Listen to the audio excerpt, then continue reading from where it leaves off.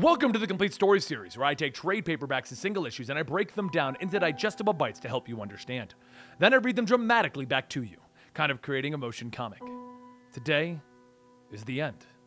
We've been doing Injustice and Injustice 2 now for 4 or 5 years, and Injustice 2 is finally coming to its conclusion. It's over, and as far as we know, there is no more other than an annual dropping very soon in like November timeframe. I don't know what else to tell you. This is a universe in which Batman and Superman had a giant disagreement because Superman ended up killing the Joker because the Joker tricked Superman into killing his own wife. So right now he's in prison. Batman found out that he has a daughter. Alfred has been raised from the dead. Booster Gold just died. And the Legion of Superheroes just took Superboy and Wonder Girl off to another planet, along with Hal Jordan redeeming himself as a Green Lantern. That's everything that's gone on up to this point. So, it's the end, guys. Enjoy.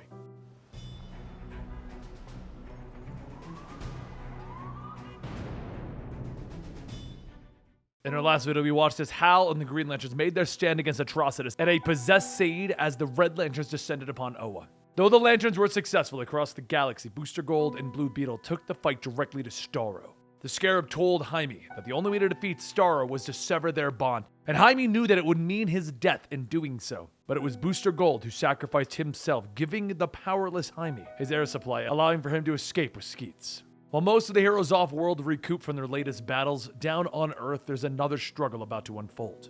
In the prison facility on Stryker's Island, Athanasia Al Ghul sits in her cell as a guard tells her that she has a visitor today. Alfred walks up holding a tray of food, stating, "Hello, Miss Al Ghul."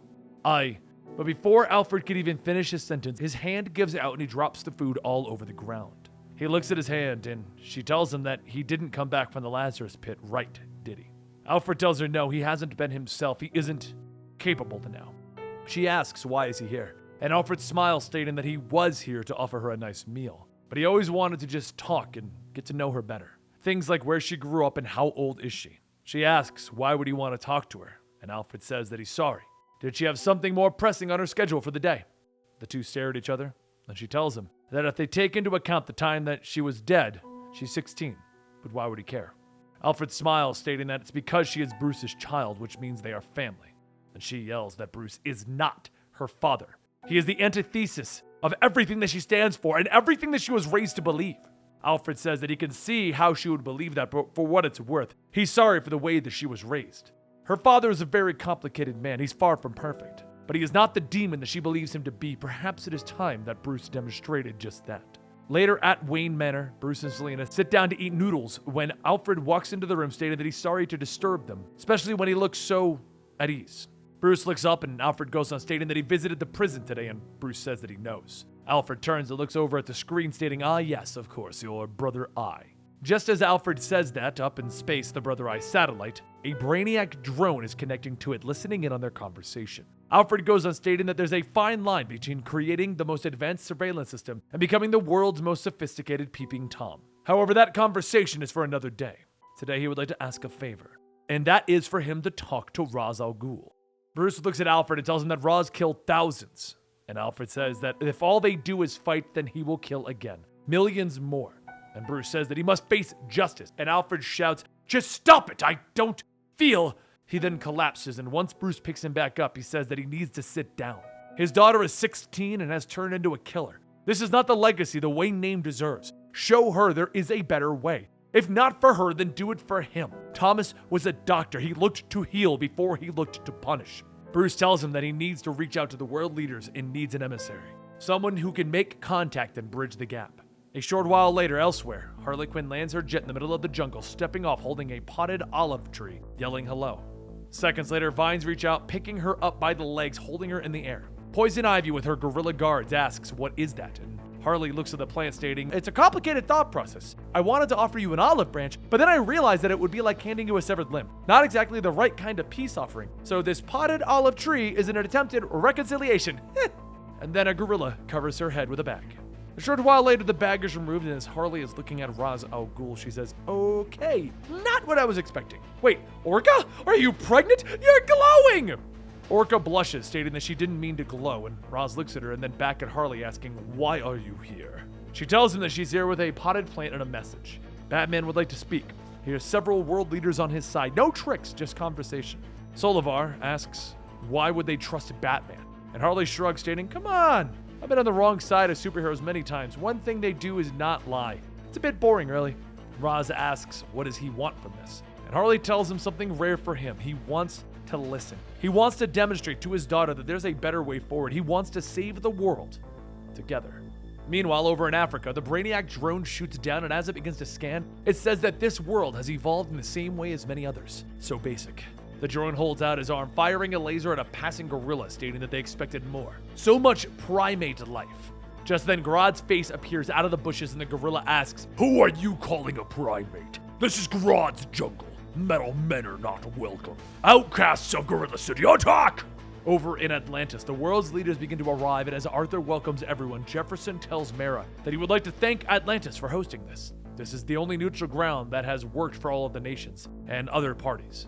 Mara asks why would they have been invited otherwise? Would they have planned this without including the representatives of 70% of the planet? A voice calls out, of course they would have. And everyone looks over at Ivy, who goes on stating that the leaders of this world have never cared for the planet. They would like to see it burned for their own greed. On the other side, Green Arrow says, right, positive start. So let's just take a seat. As everyone gathers around the table, Jefferson says that the United States would like to make a request before they begin. They have learned that Jackson Hyde has returned to the sea. He must stand trial for the attack on our government. We ask that you turn him over, Atlantis. Mara, without any hesitation, tells him no. The surface world poisons our water. Millions of kilometers of ocean are becoming uninhabitable as your destruction continues. And Aquaman says that Jackson's actions were extreme and wrong, but Roz radicalized Aqualad, and Atlantis will deal with him. Your request is denied. Jefferson asks, so there'll be no punishment then? For any crime? And Batman says, Jackson must be extradited to stand trial, as well as Roz for the genocide that he committed. Roz then begins to chime in. What, you have asked me here to be arrested? What a waste of time. As Roz begins to leave, Aquaman reaches out asking him to please put down his ego and stand down. They do not want war with Atlantis. The sea will swallow them. Solivar leans into Aquaman asking, who are you to speak for the sea, pretender? The last king to sit at the Atlantean throne was no bastard human. Jefferson then begins to charge up his powers, and Harley asks him, water and electricity? Really? Everyone begins arming themselves ready to fight, with Harley asking, red? And Ivy tells her yes. With a snap of her finger, the sea leaves reach out, grabbing everyone, placing them in their seats. And Harley says, okay, everyone needs to calm the hell down. How are you all so bad at diplomacy? Give it 1 month. You all have giant brains. Even the gorillas is huge to accommodate. Just give yourselves 1 month of ceasefire. You won't be able to save the world in an hour-long meeting when everyone is all pissed off. Think of it like a global marriage counseling. Everyone here does have genuine grievances. So how about you put everything on the table? Have you asked Aqualad what he thinks? If he's willing to face judgment for his crimes, maybe we all can. Batman, Roz, Aqualad, all of them should face judgment. Roz looks at Harley stating, you should as well. And Harley tells him, I ain't denying that. But first, how about we talk for a month and stop squabbling? Soon the leaves begin to pull back, and Harley kneels down in front of Solivar stating, see? It's just like marriage counseling. I just made the Earth the children. Solivar says that he has no idea what she's talking about, and Harley asks, don't you have marriage counseling? Solivar tells her that he's a gorilla, and Harley shrugs, stating, decent argument. Back in the jungle, Grodd and his gorilla fight the Brainiac drones. But just before Grodd can finish the attack, the drone grabs him by the neck and flies off into the sky. The drone tells him, not so primitive. You can be useful, but something is holding you back. A wire shoots out of the drone's hand and into Grodd's forehead, and then Brainiac's voice asks, can you hear me with that special little mind of yours? Grodd tells him yes, he can hear, and Brainiac tells him, good. My name is Brainiac, and we will be helping each other from now on. Later that night inside the Gorilla City sewage system, the Suicide Squad makes their way into the tunnels looking for something. Man-Bat says, wow, these sewers smell worse than the human sewers. And Boomerang tells him that if he honestly believes that he's not spending enough time in human sewers. Katana asks Deadshot how far in, and Deadshot asks her, how should I know? And then Katana asks, have you not been here before? And Deadshot tells her, why would I have ever visited the sewers? Man-Bat stops everyone, stating, there, up ahead. And Boomerang then asks, how do you know? Don't you have terrible eyesight? Man-Bat tells him that he has echolocation. It's a frequency inaudible to human ears. And Boomerang then asks, so you're like constantly silently screaming? And Man-Bat tells him yes. And Katana tells him that she can relate. Deadshot then shouts, hey you! Then a second later, Croc pulls himself out of the waters roaring. Deadshot quickly stops him. Whoa, whoa, whoa! We're just here to talk. And Croc says, then why did you yell? And Deadshot says, well, I figured you didn't have any ears. And Croc then asks him, why are you here? And Deadshot tells him, we've all been thinking about you and Orca. Croc then shouts, do not think of me and Orca! And Manbot yells, wow, wow, in a nice way. Deadshot tells him, look, I felt bad about giving you a hard time about Orca. Truth is, none of us really have a lot of happiness in our future. But you, somehow you found a way to a new life. Katana says, we spoke to Solivar. From an alpha gorilla, he's actually a bit of a softie. And being a king, he can marry you. Croc pauses. Why would I want to marry Solivar? And Deadshot tells him, no, he can marry you and Orca. Boomerang says, just so there's no confusion, Solivar can marry you and Orca together. Solivar would not be joining in your relationship at all. Croc pauses and then says, oh. But while that happens, in another part of the jungle, Grodd leads his outcast towards Gorilla City in the dead of the night, and then stops everyone. One of the guards asks, what is it? And Grodd says that there are 2 sentries on the hill up ahead. He can feel their minds. The guard says that if they raise the alarm, Solivar will know that they're coming. He'll prepare his defenses but Grodd stops him, taking the guard's spear, telling him that he won't raise an alarm. A few moments later, up on the hill, the 2 sentries spot Grodd, and as the smaller of the 2 points, the older one tells him to go and warn the others. The smaller one tries to run, but he can't move. A second later, the spear is thrown into the older gorilla's chest, and Grodd walks up to the smaller one, telling him Tolivar was old, set in his ways, would never recognize my rule. But you, Ordover, you are young, and remember I can read your mind. Do you accept the new alpha? Do you submit to Grodd? Ordover struggles to move and tells him, of course, my king. Meanwhile, over by the lakes, Orca asks Croc why they're here. Are they gonna go hunting? And Croc tells her, no, there's something I wish to ask you. Orca says that he will be the father of her child. He ate a sentient gorilla for her. He can ask her anything. The 2 begin to walk, and Croc looks up at the window, and he sees the entire Suicide Squad staring at him, all giving him a thumbs up. Kinda ruins the mood. So he takes Orca by the hand, telling her not here, and the 2 walk into the lake. As they submerge, a few moments later, Croc kneels on one knee, and the 2 burst out of the water, holding each other and smiling. Deadshot watches, stating, wow, this is the single most beautiful nature documentary I've ever seen. And Boomerang laughs, telling him, I can practically hear the old British guy narrating the whole thing in a calm, dulcet tone. Manbot begins to cry, stating that he has stopped, silently screaming. Katana tells him that they all have. The next day, while Orca gets ready for her ceremony, Ivy watches and says that she did not see this coming. Orca tells her, yeah, having bombs placed in their head, being forced to do the bidding of a genocidal maniac, and having been transformed into an actual killer whale, she'd say that marriage really didn't seem like it was next in the cards.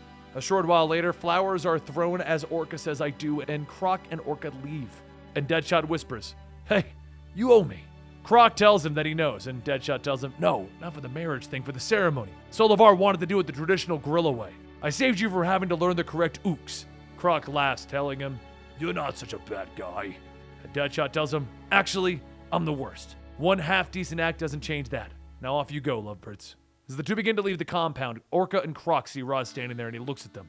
And he holds up the tablet, but the brain bomb switches. Croc growls, asking what is this, and Roz tells him that it's not what it looks like. I didn't mean to concern you with this. Orca shouts, you didn't mean to concern us with the device that will blow up our heads?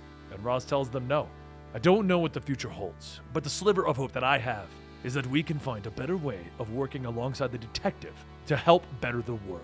But humanity's greed has always ruined hope in the past. My grandchildren are gone. My daughter has fled. I swore I'd make a better world for them, and I have failed.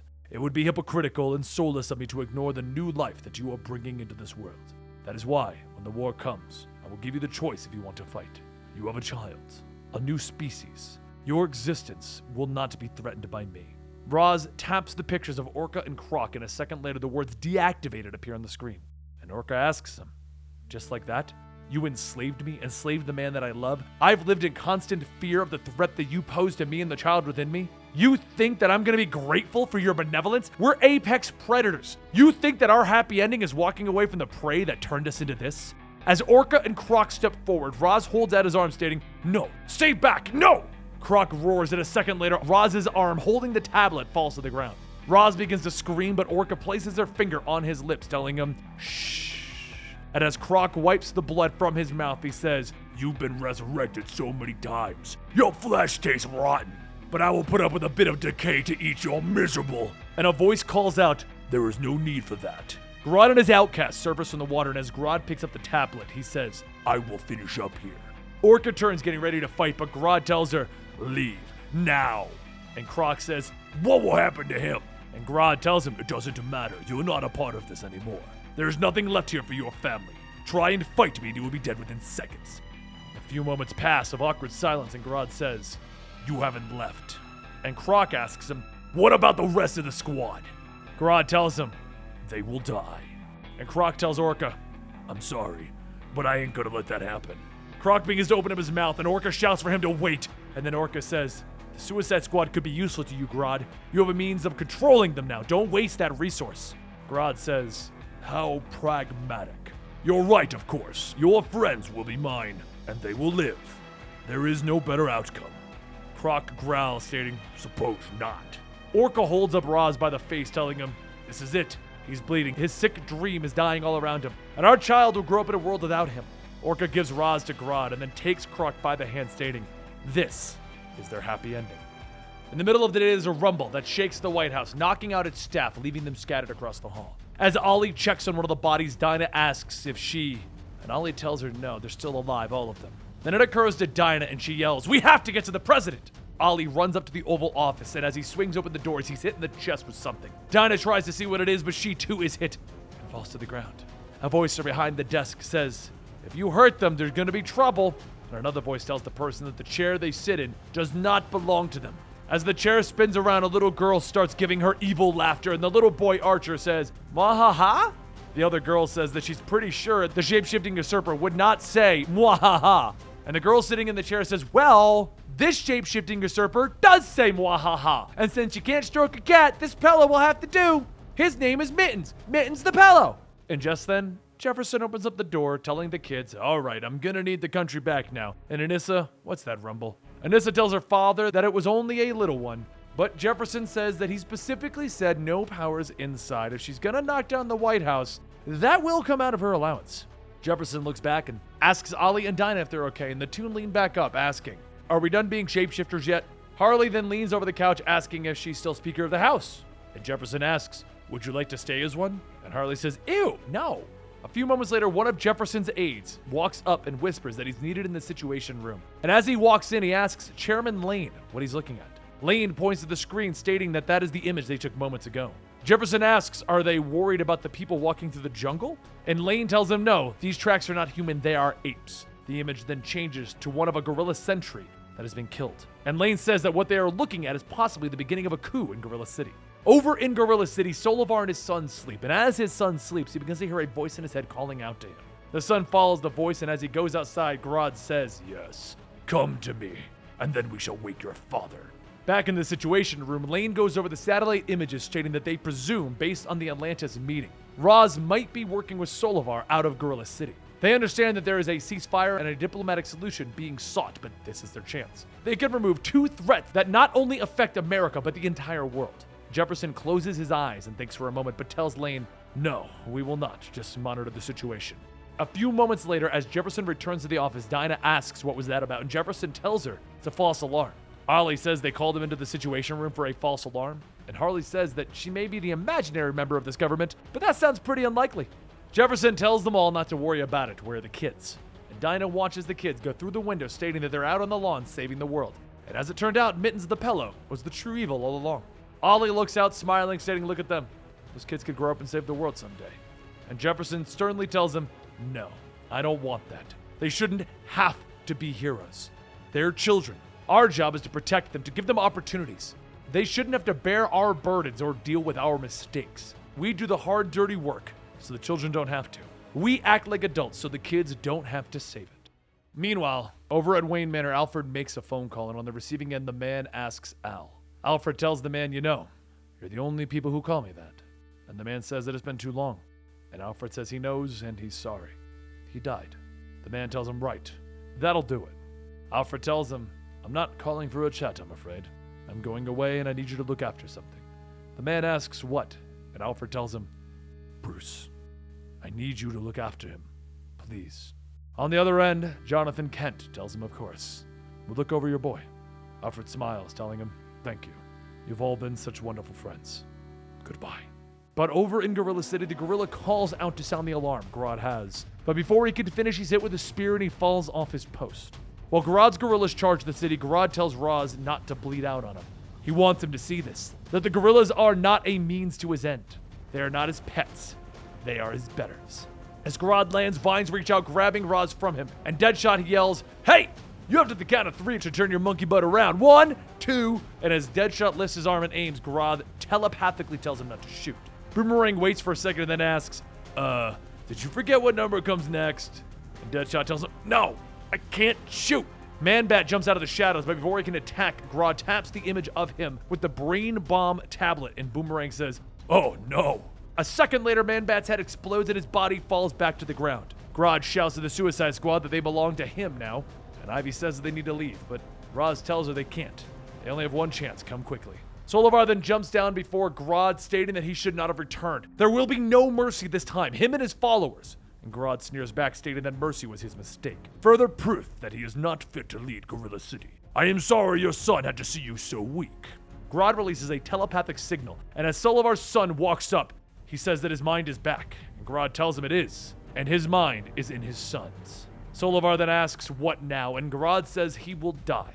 Solivar then asks, what about his son? And Grodd tells him that he will live. As long as he accepts his fate.